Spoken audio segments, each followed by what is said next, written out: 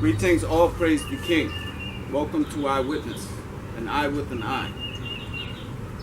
An unscripted source where we reason to discover truth, supporting the struggle for international justice. And we're speaking about gay labor.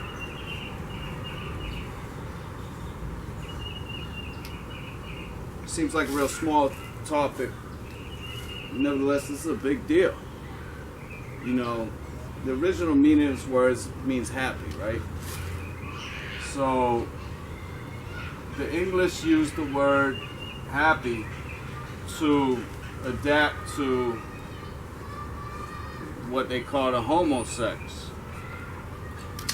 And this is very similar to how they've introduced these terms, for example, black and white, that do not really represent the meanings, for example, of a person's race. You know, people are really not black and they're really not white. Now we know from a biblical perspective, these terms are to signify evil and good. So the mere use of this term to signify a person's race is derogatory, at least one-sidedly.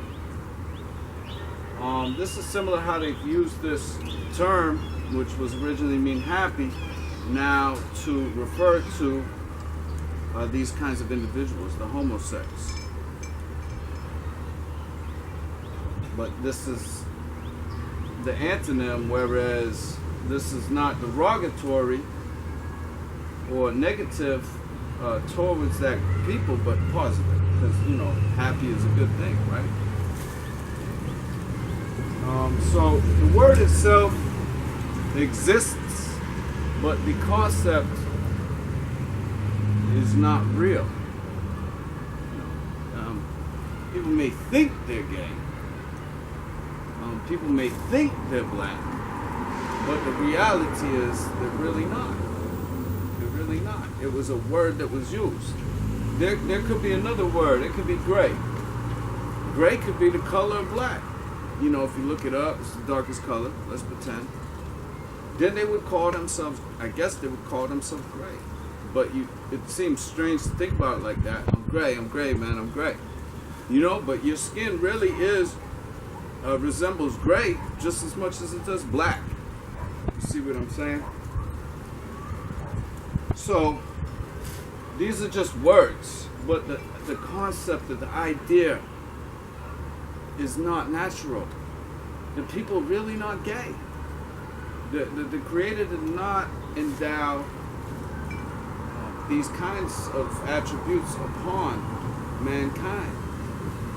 It was something that was led on, even by the wicked one. Even in the scriptures, when it tells us, you know, man was not meant to work, to toil in the field, and yet because of the serpent, the evil snake, man was forced now to work in the fields, to toil. So there's things in creation that are not naturally meant. You know, that it happens. But was it God's will? Was it the will of the Creator for these things to come about? Or was it man's doing? Did man lead this on, you know? If David had sinned and the prophet Nathan had come to him and said, you've sinned, now Jah has given you three choices to observe, to have pestilence, famine, or be driven out by your enemies. You know, it's not that the pestilence or the famine came naturally without the sin of man. So this is it. This is the fruition of sin. You know, confusion.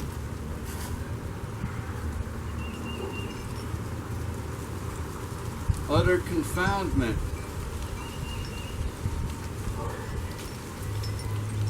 And if you talk to some of these people, they tell you like they sleep with women. So there's really is what we're dealing with is this kind of bisex thing. These people are just crazy, and they are looking to feel attracted to. So they pretty much go with anything. As long as somebody says this is acceptable. Now that's what we're getting into. Here come the corporations.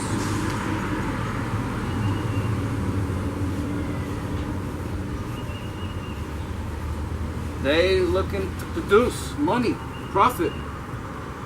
And so they like to have happy workers. They like to have happy workers. And they like the workers to produce the results. You know, they like the output.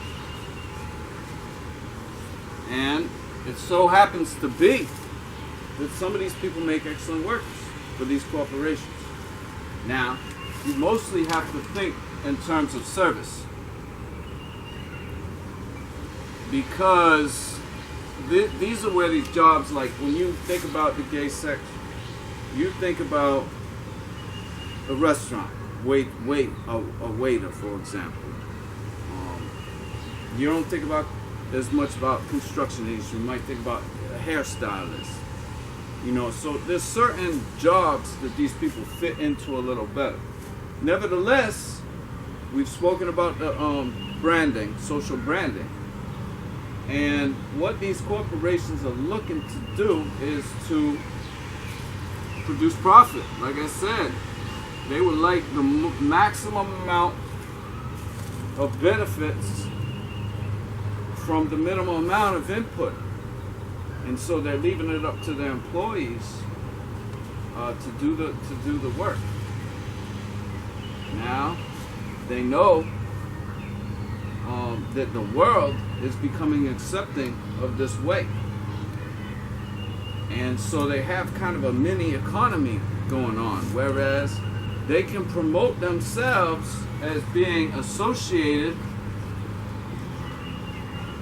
with homosex, and therefore they can get the business of homosexuals.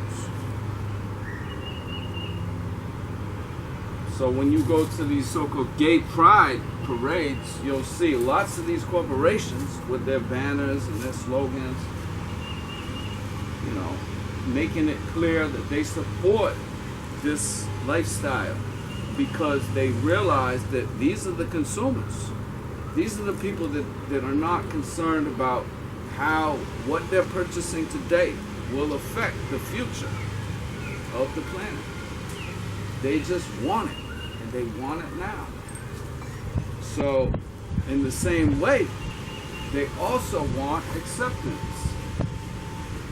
which is huge because these people feel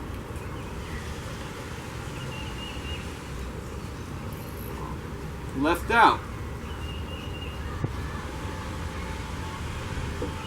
And they feel left out because they're being told they're left out.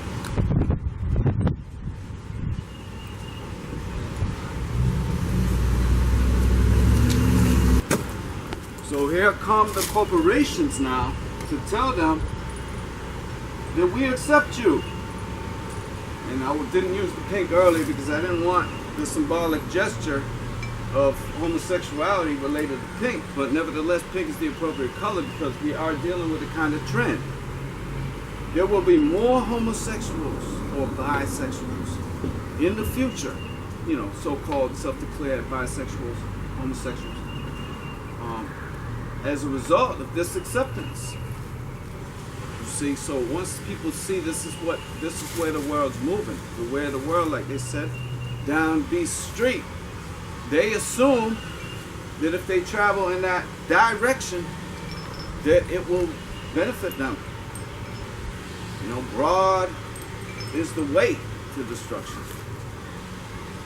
So the corporations are accepting these people, and as a result, they're reaping the benefits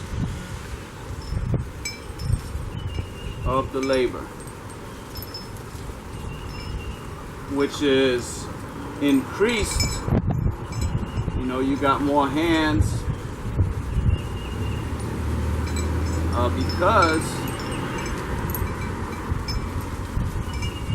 of this acceptance.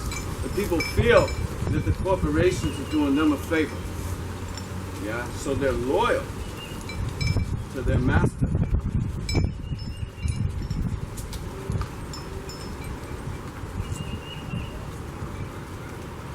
It's the one place, perhaps, that they may feel comfortable in, the workplace. And we know that people have a need for purpose.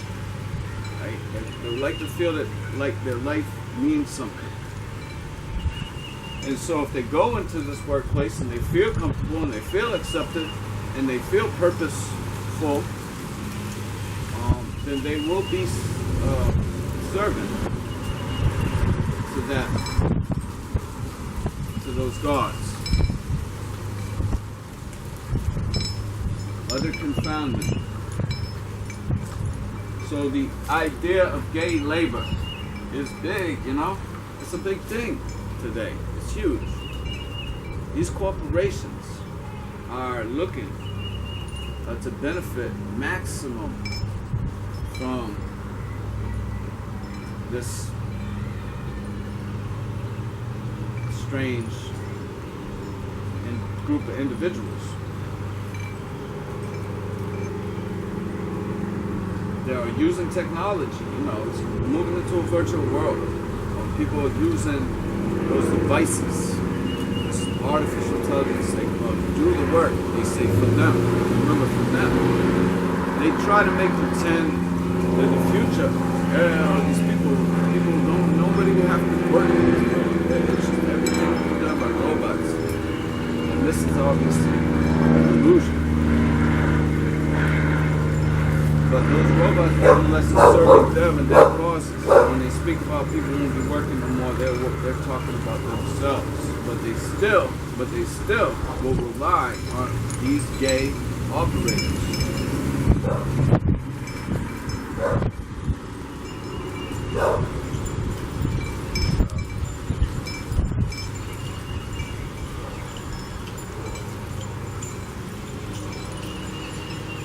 It has to do with acceptance more than anything, but it also has to do with how the message is being received by these folks, because there's usually only a few people doing the talking, and they're doing the talking through these corporate powers, and they're paying these social models that claim to represent these people, the homosexuals, and they're telling these folks what they would like to hear. You know, hey, there's something for you in the future. You don't have to be a loser no more. You can be somebody. You know, you can be sexy. And it's, hey, they're telling them, hey, you are sexy. And when they say that to them, they say, I really like this. And so they say, I would like to work for this person who calls me sexy. And that's the bottom line.